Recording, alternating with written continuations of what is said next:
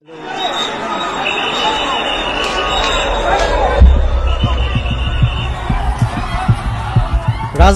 উত্তরা, সময় দুপুর 1:18।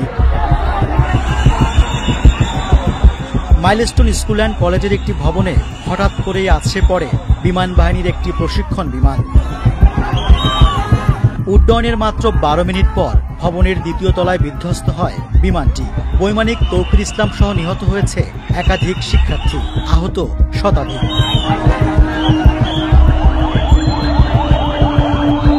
এক বিজ্ঞপ্তিতে আইএসপিআর জানিয়েছে, বিমান বাহিনীর F-7 বিজিআই যুদ্ধবিমানটি উড্ডয়নের পর যান্ত্রিক ত্রুটির সম্মুখীন হয়। দুর্ঘটনার কারণ উদ্ঘাটনের জন্য ইতিমধ্যে বিমান বাহিনীর একটি উচ্চ পর্যায়ের তদন্ত কমিটি গঠন করা হয়েছে বলেও জানানো হয়েছে। তবে এবারই প্রথম নয়, সাম্প্রতিক বছরগুলোতে এরকম আরও কয়েকটি দুর্ঘটনা ঘটেছে। 2015 সালে বিমান বাহিনীর একটি F-7 যুদ্ধবিমান বঙ্গোপসাগরে বিধ্বস্ত হয়। দুর্ঘটনার পর বিমানের দুটি পাখার ভগ্নাংশ পাওয়া যায়, তবে খোঁজ মেলেনি পাইলট তাহমিদ রোম্মানের। তখন চট্টগ্রামের নাম প্রকাশ না করে বিমান বাহিনীর একজন ঊর্ধ্বতন কর্মকর্তা জানিয়েছিলেন, জহুরুল হক ঘাঁটি থেকে 29 জুন বেলা 11টার দিকে যুদ্ধবিমানটি আকাশে ওড়ে। 11:14 নিয়ন্ত্রণ কক্ষের সঙ্গে সংযোগ বিচ্ছিন্ন হয়। আনুমানিক 11:30টার দিকে এটি সাগরে বিধ্বস্ত হয়।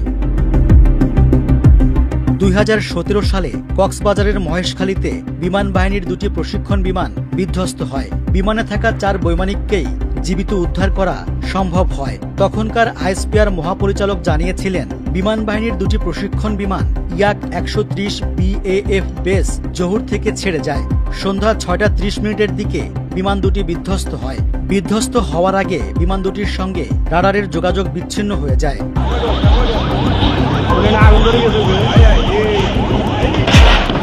2024 সালে চট্টগ্রামের পতেঙ্গায় কর্ণফুলী নদীতে বিমান বাহিনীর প্রশিক্ষণ বিমান বিধ্বস্ত হয়।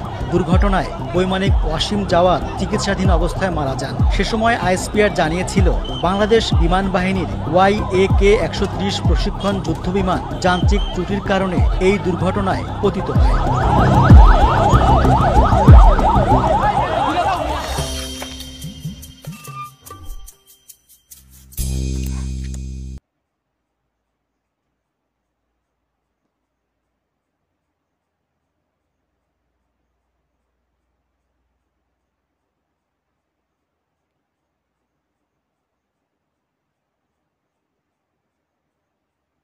ওকে গাইস, সালাম আলাইকুম। বিমান দুর্ঘটনা দেখার জন্য অসংখ্য ধন্যবাদ।